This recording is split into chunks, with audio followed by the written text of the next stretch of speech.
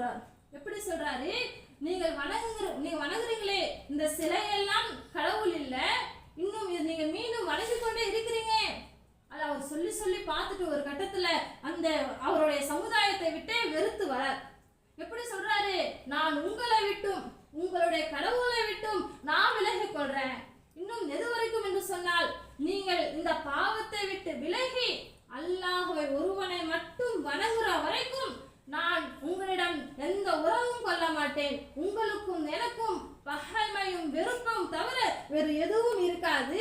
நீங்க அல்லாஹ்வை நம்பிக்கை கொள்கிற வரை என்று சொல்லி அந்த மக்களிடத்துல பிரச்சாரம் செய்துவிட்டு அந்த மக்களிடம் திரும்பி வராரு. இந்த விஷயத்துல அல்லாஹ் சொல்றான், இப்படி சொன்னாலே இந்த இடத்தில் உங்களுக்கு அழகிய முன்மாதிரி இருக்கு, அழகான முன்மாதிரி இருக்கு. உறவு குடும்பம்னு சொல்லி போறீங்களே, எல்லாத்துக்கும் பாவத்துக்கு எல்லாம் கலந்துக்கிறீங்க. அதே மார்க்க விஷயத்துல அதை எடுத்து கரெக்டா சொல்றீங்களா, அல்லது அந்த மார்க்கத்திற்கு முரணாக அல்லாஹ்விற்கே கோபம் வரக்கூடிய செயலை செஞ்சாலும் கூட அப்ப எல்லாம் போய் உறவு கொண்டாடிக்கிறீங்களே, அல்லாஹ் சொல்றான் அப்ப உறவு கொண்டாடாதீங்க.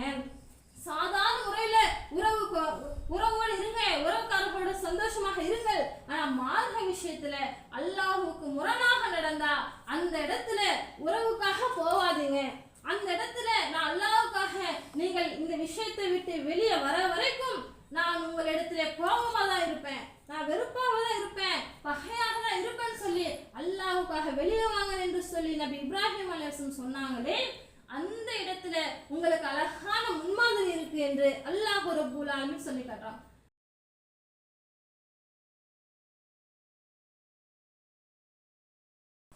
இந்த பயானை லைக் பண்ணாதவங்க லைக் பண்ணிட்டு பாருங்க, அப்போதுதான் பிறருக்கும் கேட்கக்கூடிய வாய்ப்பு கிடைக்கும் இன்ஷா அல்லாஹ். அந்த மக்களிடத்துல எப்படி எல்லாம் சொல்றாராம், அறிவு அந்த மக்களே ஒரு யோசிக்கிற அளவு இரவு நேரத்துல அந்த இருள் சூழ்கின்ற அந்த நேரத்துல மக்களை எல்லாம் அழைத்து சொல்லுவார், மிண்டுதுல நட்சத்திரம், அந்த நட்சத்திரம் தான் என்னுடைய கடவுள், அந்த மின்னுகின்ற நட்சத்திரம் கடவுள் என்று சொல்லிவிட்டு மக்கள் எல்லாம் சிந்திப்பாங்க.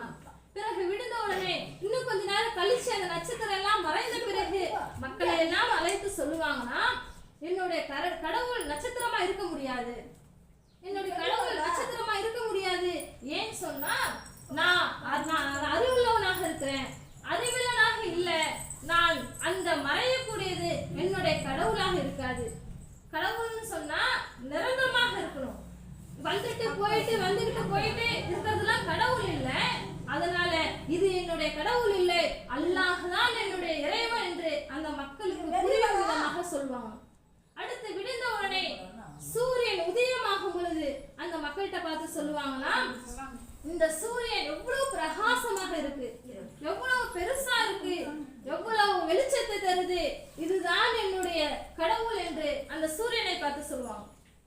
பிறகு அந்த சூரியன் மறைஞ்ச பிறகு மக்களை எல்லாம் அழைத்து, இந்த சூரியன் கடவுள் இல்லை, மறையக்கூடியது கடவுள் இல்லை, இது என்னுடைய கடவுள் இல்லை, இதை நான் வணங்கணும்னு சொன்னா நான் அறிவில்லாதவன் ஆயிடுவேன், எனக்கு அறிவு இருக்கு, மறையக்கூடியது கடவுள் இல்லை, சூரியன் கடவுள் இல்லை, இன்னும் மின்னுகின்ற அந்த நட்சத்திரங்கள் கடவுள் இல்லை என்று சொல்லி அந்த மக்கள் அனைவரும் சிந்திக்கின்ற விதமாக அந்த நபி இப்ராஹிம் அலைஹிஸ்ஸலாம் அவர்கள் அந்த ஏகத்துவத்தை வெறும் கடவுள் இல்லைன்னு சொல்லாம, இது வணங்கக்கூடிய இறைவன் இல்லைன்னு சொல்லாம, அதை அந்த மக்கள் சிந்திக்கிற விதமாக புரிந்து கொள்ற விதமாக அவர் அந்த மக்களிடத்திலே செய்த அந்த அணுகுமுறை இருக்கே, அந்த பிரச்சாரம் இருக்கே, இதைதான் அல்லாஹ் ரொம்ப சிலாகித்து சொல்றான்.